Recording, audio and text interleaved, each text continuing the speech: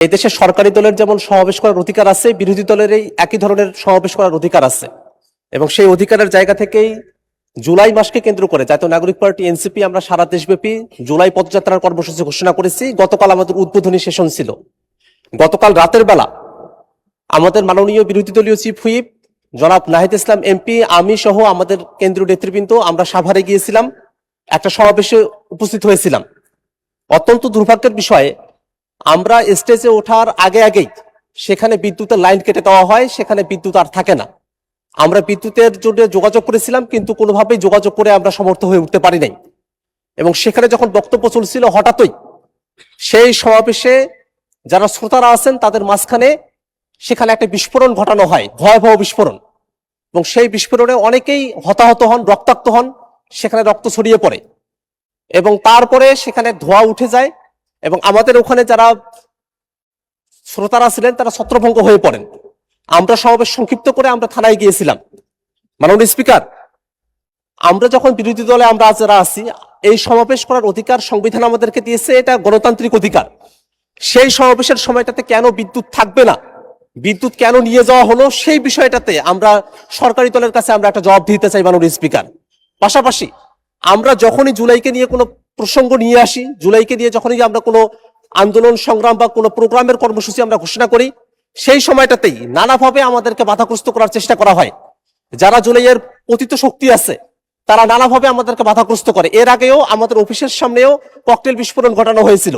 গতকাল যে বিস্ফোরণ ঘটানো হয়েছে সেখানে বিরোধী দলীয় চিফ হুইপ উপস্থিত ছিলেন, আমি নিজে উপস্থিত ছিলাম, আরো নেতৃবৃন্দ উপস্থিত ছিলেন। ভয়াবহ ক্ষতির মধ্যে আমরা পড়তে পারতাম। এমত অবস্থায় যারা পতিত স্বৈরাচার আছে এবং যারা নানাভাবে সমাজে স্বাভাবিকীকরণের দিকে অগ্রসর হচ্ছে, তাদের ব্যাপারে আসলে সরকারের তরফ থেকে পদক্ষেপ কি, সেটা মাননীয় স্বরাষ্ট্রমন্ত্রী যদি এখানে থাকতেন তার কাছেই জানতে চাইতাম। কিন্তু যেহেতু মাননীয় স্বরাষ্ট্রমন্ত্রী এখানে উপস্থিত নেই, এই কারণে আপনার মাধ্যমে সরকারের কাছ থেকে আমরা জানতে চাই যে কেন বিদ্যুতের লাইন বন্ধ থাকলো সেই সময়টাতে, এবং এই যে বিভিন্ন জায়গায় দুষ্কৃতিকারী যারা আছে, এই অপরাধীরা এবং বিস্ফোরণকারীরা যে বিস্ফোরণ ঘটানোর সুযোগ পাচ্ছে, তাদের বিপক্ষে আইনগত কোনো ব্যবস্থা গ্রহণ করা হবে কিনা এবং আমাদের নির্বিঘ্ন সভা সমাবেশ করার অধিকার নিশ্চিত করা হবে কিনা, সেটা আপনার মাধ্যমে এই সংসদের কাছ থেকে আমরা জানতে চাই মাননীয় স্পিকার। আপনাকে ধন্যবাদ। ধন্যবাদ মাননীয় সদস্য। আপনি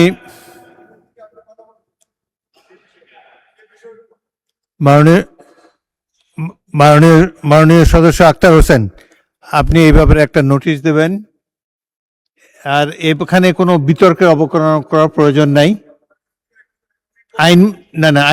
আইনমন্ত্রী দাঁড়িয়েছেন, আইনমন্ত্রী কিছু বলতে চান?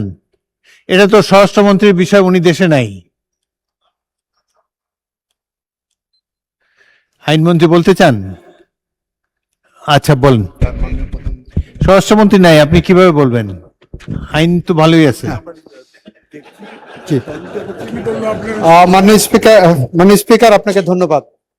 স্বরাষ্ট্রমন্ত্রী উপস্থিত নাই, ওনার পক্ষেই আমি কিছু কথা বলতে চাচ্ছি।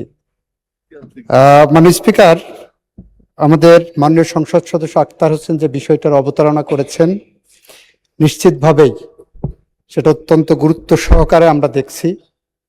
আমরা আশ্বস্ত করতে পারি যে এর সাথে যদি কেউ জড়িত থাকে তার বিরুদ্ধে আইনিভাবে যতটা পদক্ষেপ নেওয়া সম্ভব, স্বচ্ছতার সাথে ততটা কঠোর পদক্ষেপই সরকার নেবেন। আপনাকে ধন্যবাদ মাননীয় স্পিকার। ধন্যবাদ মাননীয় মন্ত্রী আপনার এই আশ্বাস দেওয়ার জন্যে।